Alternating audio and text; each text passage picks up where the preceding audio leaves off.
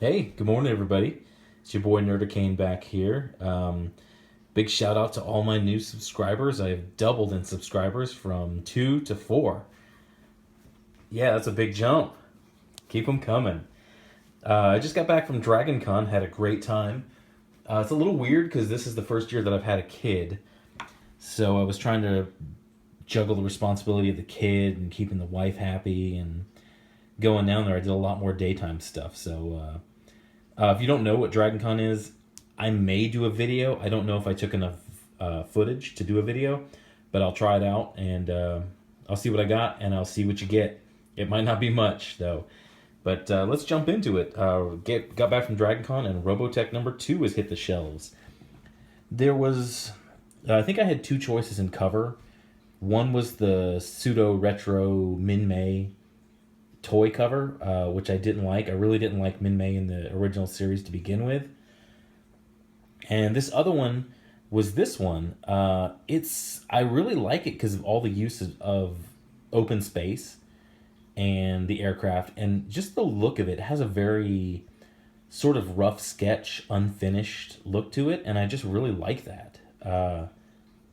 Beautiful cover. Oh yeah, the newest issue of Rat Queens. I probably should have taken a picture of it, but the newest issue of Rat Queens has a beautiful cover. So you go check that out if you're in your local comic book stores. And as Diversity in Comics and Captain Cummings have pointed out, comic book stores are closing and they're having a rough time. So please get out there and support your local comic book store. If they go away, there's really not much of an outlet to get into comics. So let's get started. We left last time on the cliffhanger of like the big reveal of the Zentradi. For me, an old school fan, I know a lot about the Zentradi, but for the new fans, you realize that they're giant people. And it was, I kind of pointed out in the last video, it's kind of funny that this giant person popped out of a tiny little pod, which they do a better job of scale in this one. If you see this pod looks like a giant person could be kind of sitting in there. Not exactly comfortable, but if you've ever looked into an actual fighter aircraft, or like in the real world, they're super compact. It's not comfortable in there at all. So yeah, this one does a little better. This whole city scene, this is pretty ambitious because to do all these buildings, you have to get the perspective right, and they did a really good job with it. It's just an overview of the chaos that the city is in the alien attack, and my hat's off to them, man. They did a really good job with this city scene. So, cut over. SDF-1 is launched. It is airborne. And we cut back to Rick Hunter facing off against this Zentradi pilot. And we kind of missed something. They skipped something that was in the anime. Like, Rick picked her up and instantly put her into the cockpit. Or flight control center. I guess we can't say cockpit anymore. I'm old school. I'll still probably say cockpit. Sorry. And he's kind of facing off against this Zentradi. And still trying to figure out the controls of this thing. Which kind of amazes me that he got her from the hand into the cockpit when he doesn't really know how to pilot the damn thing. Once again, they're fighting back and forth. She reaches up and just starts mashing buttons and actually gets a lucky shot on the dude's wrist. I almost feel bad for this dude in the sequence because he just goes through hell. He gets shot down, he gets shot in the wrist, and then he gets blown up by Roy Fokker. Shows up to Big Brother, shows up to save the day, and boom, just instantly transforms. That's what a Veritech looks like in its transformed version. And then this dude's bad day just gets worse because this is a real pilot and he just starts taking some serious shots. He's got him on the run. They scuffle a bit. In the comic, in the original anime, I don't think Roy showed up at this point. I think somehow Rick Hunter managed to kill this guy, but they changed it as they should. Rick's still having trouble with his vehicle, and Big Brother shows up to save his butt. Cut Cut to the bridge. They do a lot more with the bridge crew this time.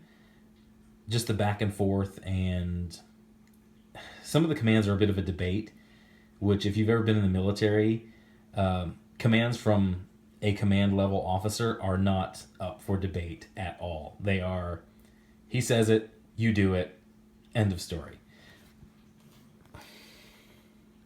But it does kind of break down in this page how they just think on the bigger scale. As command, you want to think on a bigger scale. Yes, we're being attacked. You don't want to get your head wrapped up in that attack. You want to think, okay, why isn't the rest of the armada attacking? Why haven't they launched more of an attack? And that's really what they do here, is they realize what's going on the bigger picture level. And Captain Global is like, yo, let's get out of here. Do the space fold. And here's another one. You cut to Bretai on the bridge of his ship, and they're kind of discussing why the humans are acting so weird with this robotechnology. It's a neat back and forth. It's a neat contrast between the two species and the two commanders. So they're trying to provoke the SDF-1 to come after them. I guess they just live for battle, and really the Zentradi do, sort of like Klingons in Star Trek. So to kind of provoke them, they start blowing up all their orbital ships. And Global just wants out of there. So we cut back to this on the ground. Once again, Big Brother has just been like, okay, bye, going back to the ship. Have fun getting back there with your stolen vehicle and your kidnapped civilian. I mean, Minmay's got the right idea. It's like, let's go back to the ship. You're not supposed to be flying this. It's probably safer there. And boom, we get the space fold. And this is the thing, is they have this technology and they really didn't use it because they didn't know what it was going to do. They could theorize from the engine, but they didn't really understand what the hell it was going to do. So instead of transporting the ship, a space fold creates a bubble like this and just grabs everything within that bubble and transports it. So what you wind up with is a huge chunk of this island being transported with them. Luckily, all the civilians were moved to shelters, which I guess are space-proof shelters.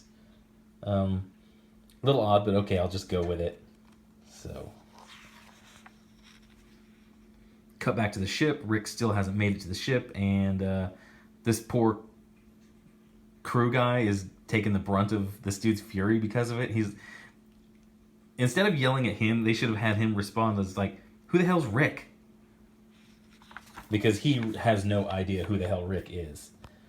Cut to the space fold. Boom, island is gone.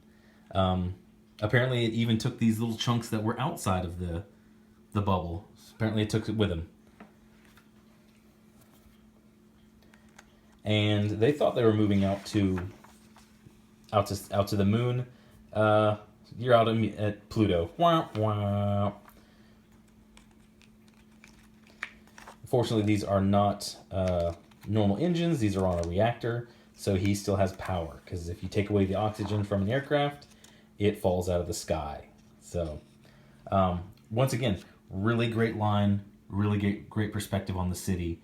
The effects on the ship are really cool too, because if you suddenly changed atmosphere like that, the inside of your ship would fog up, and it would be cold as hell. Probably be cold enough to kill you if you didn't have that, but I'm not gonna nitpick this stuff. So this part in the original cartoon, he crashed into the ship. On this one, he just shoots his way through, which is kind of weird. It would be like going to your friend's house, and instead of knocking on the door, you just kick a window open and you just go in through the window. Really, he should have flown in front of the bridge or tried to at least radio the ship to see, hey, where do you guys want this thing that I stole while you guys weren't looking? So they get in, they crash this, and once again, I'm not going to nitpick it. I'm just going to go with a fun story. He blows a random hole in the side. First off, no one on the ship notices it. Second off, there's a garage door that closes behind them. I don't know. Like I said, I'm not going to nitpick it. Um, and they're stuck in the ship and they've crashed. And I guess they're going to go through another sequence that they did in the original anime, where Rick and Minmay were kind of trapped in there for a little while, for a few days, and it's in the cartoon. I went back and watched a few of the episodes. It's kind of cringy, but I mean, back then it was cute. We'll see what they do on this one. Really, she should be pissed. They should be like fighting the whole time with her pissed off. Um, and then you cut to the discussion on the ship. He's kind of, everybody else is wrapping their heads around, okay, we're by Pluto, not the moon. Sort of messed that up, okay. And just like in the original anime, the Spacefold engines have randomly disappeared.